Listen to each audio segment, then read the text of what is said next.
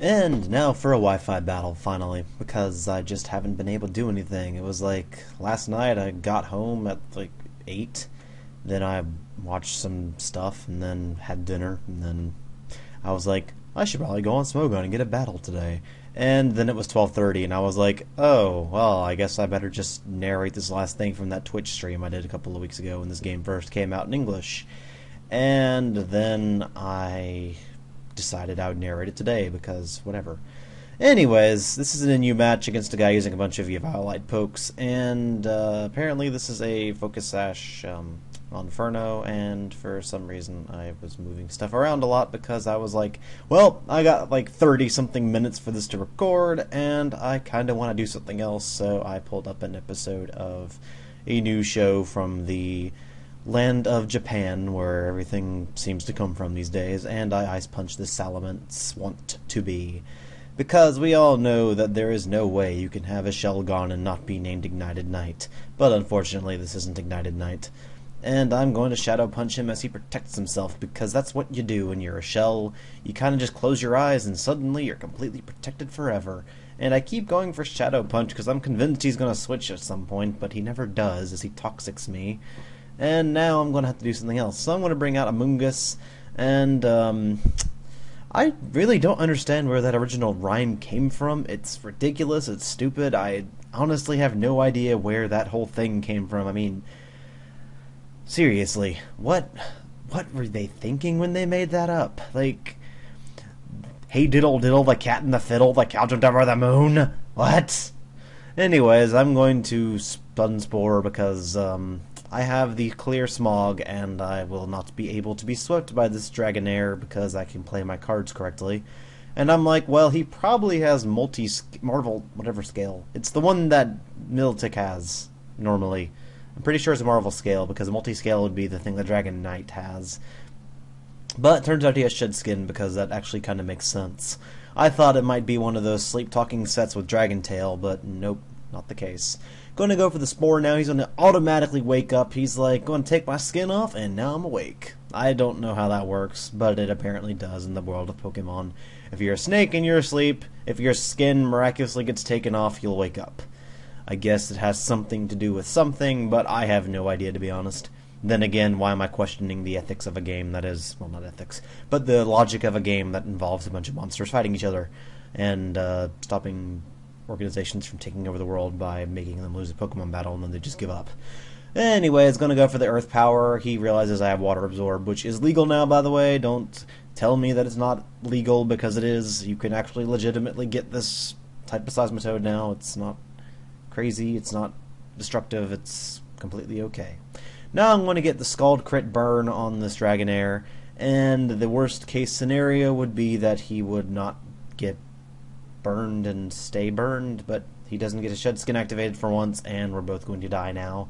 So we decide to run to KFC and get a double down, and now we are going to have to split it between the two of us because we only had enough money for one. That it was the free day and they only have one left. I have no idea. So now out comes a Kadabra, and I don't know exactly what this wants to do, so I'm just going to punch him with Shadows, because Shadow doesn't really care a whole lot. He's all just like, Maria! And, you know, if you keep throwing him at a sub, he might eventually get out of it. I think. Anywho, I'm going to keep just punching him with Shadow.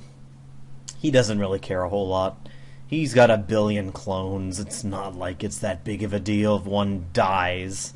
So, Alakazam Kadabra is going to keep being a misnamed Pokemon and confused, and I'm going to keep reading the name and just pretending I know what I'm talking about. Hi there, Zenmains.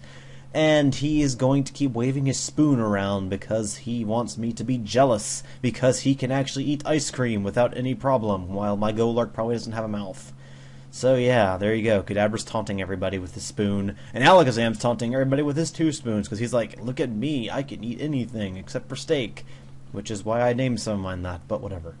I'm going to bring back out my Braviary, thinking U-turn would be a great initiative move to go for here, and I'm not going to even talk about a certain guy with hair, which is a lot of people. So just going to go for that U-turn, going to hit that Monferno, going to go out of there, Gonna bring out my Perestroika, my Zebstrika, and I'm going to be all like, yo, what's up? I'm a sucky Pokemon. So he's gonna wave a vacuum at me, and I am just so outraged by vacuums that I wildly charge at him and destroy his little stupid monkey face.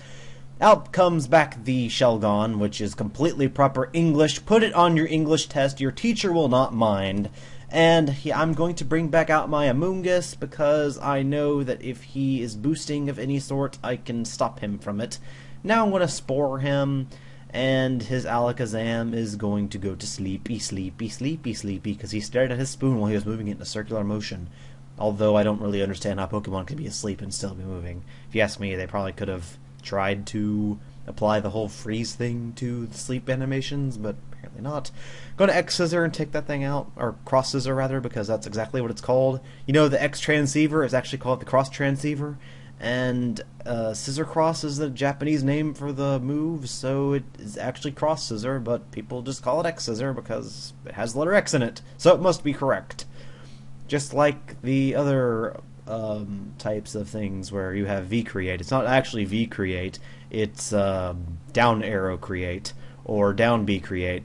Anyways, going to bring back out Amoonguss, and going to be slower than his girder, who is trying to bulk up and show me his manliness, because he has a giant thing over his head, which is how you generally show your manliness when you're a man. Now out comes a Haunter, and because I put my leftovers from this on a Uxie, the leftovers are no longer on my Amoonguss, so he's not actually getting anything in return for his choice scarf. So now that my Amoonguss is all decked out in a nice scarf, I'm going to bring back out my Perestroika, and I'm going to have to go for that gimmicky move called Pursuit, which thankfully he falls for, and I kill him with the Choice Banded Pursuit. So now I'm like, well, I don't really need Zebstrika anymore, because Zebstrika sucks, and to be honest, the only reason I even have it is because it has Sap Sipper and it's immune to the whole Spore thing, because we all know how prevalent Amoonguss is in this metagame.